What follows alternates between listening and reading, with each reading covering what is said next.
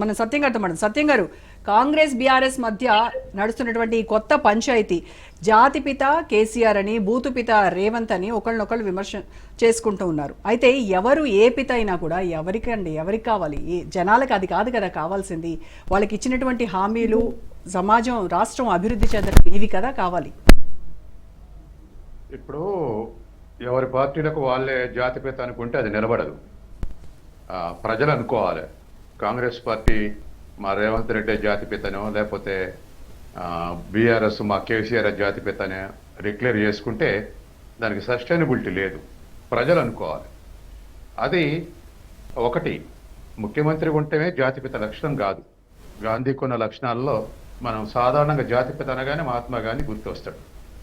అవి కొన్నైనా ఉంటే దగ్గర సంబంధాలు ఉన్నాయి అనుకోవచ్చు.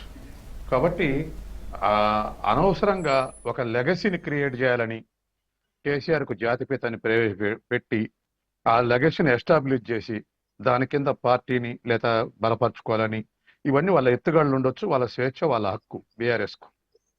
అది అందుకని ఇవాళ జాతిపిత అవును కాదు అని కేటీఆర్ రేవంత్ రెడ్డి నిర్ణయించలేరు. ప్రజలు యాక్సెప్ట్ చేయాలి. చేస్తేనే అప్పుడు అది నిలబడుతుంది. ఇప్పుడు మహాత్మా గాంధీ జాతిపిత అని అనుకోండి, వెంటనే 99% యాక్సెప్టెన్స్ ఉంటుంది. వెంటనే ఇంకో మనిషిని అన్నారనుకోండి, వెంటనే విభేదాలు వస్తూనే ఉంటాయి. కొంతమంది యాక్సెప్ట్ చేస్తారు, కొంతమంది యాక్సెప్ట్ చేయరు.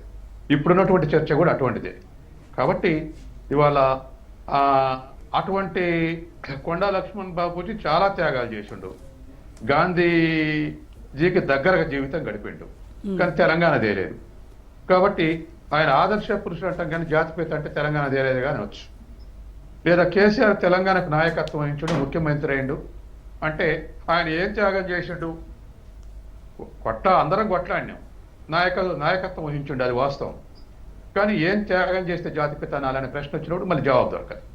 కాబట్టి ప్రజల యాక్సెప్టెన్స్ ఉంటేనే జాతిపిత అనేటువంటిది, అది తెలంగాణ పిత అయినా జాతిపిత అయినా సస్టైన్ అవుతుంది. కాబట్టి ఎవరి పార్టీలకు వాళ్ళు పొగుడుకొని మావనంత గొప్పోళ్ళు లేడు అని అనుకుంటే అది వాళ్ళకు ఎస్టాబ్లిష్ చేసుకోవడానికి చేసే ప్రయత్నం తప్ప ఇంకోటి కాదు. ఇది ఒకటి. ఇక రెండోది, బూతుపిత అన్నప్పుడు అసలు బూతులకు అతీతంగా ఉన్నరా? ఇప్పుడున్న రాజకీయ నాయకులు ఎవరైనా బూతులకు అతీతంగా ఉన్నారు అని ఇప్పుడు బీఆర్ఎస్ గారి కాంగ్రెస్ గారిని తిట్టుకుంటున్నట్లో ఏమైనా ఉన్నాయా? రేవంత్ రెడ్డి అసలు అలాంటి పోటీ కనుక పెడితే ఆ పోటీలో గెలిపోవటం ఏముండవు, డ్రాగా ముగుస్తుంది. ఉండవు. కాబట్టి వాళ్ళు ఉన్నటువంటి పరిస్థితుల్లో ఆ బూతులు దారుణం. ఇవాళనే supreme court retired judge Sudarshan Reddy అన్నాడు, భావ హక్కు ఉంది కానీ బూతు హక్కు లేదన్నాడు. అంటే భావాన్ని ప్రకటించడానికి హక్కు ఉంది కానీ బూతులు ఎదుటోళ్ళని బూతులు తిట్టడానికి హక్కు లేదన్నాడు. చంద్రకుమార్ కూడా అదే అన్నాడు, జస్టిస్ చంద్రకుమార్. తర్వాత ఇవాళ చర్చల్లో కూడా బూతులు మాట్లాడినా, లేకపోతే నువ్వేం బిగుతావు అంటే నువ్వేం బిగుతావు అన్నాయి. ఇవన్నీ సాధారణం అయిపోయిన అసెంబ్లీలో. ఇట్లా గతంలో కూడా ఒకడో అరో అన్నా వాటిని ఇప్పుడు ప్రజలు ఎవరు గుర్తుపెట్టుకోలేరు. అసెంబ్లీలో జరిగినటువంటి చర్చ, చారిత్రకమైనటువంటి చర్చలన్నీ ఇప్పటికి రికార్డింగ్లో ఉన్నాయి. ఇప్పటికి కూడా మన ఏజ్ గ్రూప్ వాళ్ళు, అయ్యో అప్పటి జైపాల్ రెడ్డి లేడే, అప్పటి వెంకయ్య నాయుడు లేడే, అప్పటి ఓంకార్ లేడే, ఇట్లా మనం అనుకుంటా ఉంటాం. అప్పటి గౌతలచ్చను లేడే, అప్పటి సుందరయ్య లేడే, ఇట్లా అనుకుంటున్నాం ఇప్పటికీ.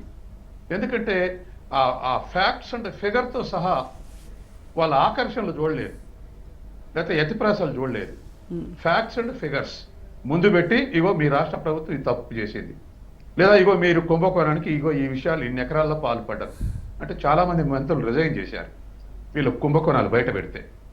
కాబట్టి మనం ఇవాళ అటువంటి డెమోక్రటిక్ నామ్స్ బయట అసెంబ్లీలో పాటిస్తే బాగుండాలని కోరుకుంటున్నాం. ఇవాళ చర్చ నిమిషం కూడా అదే.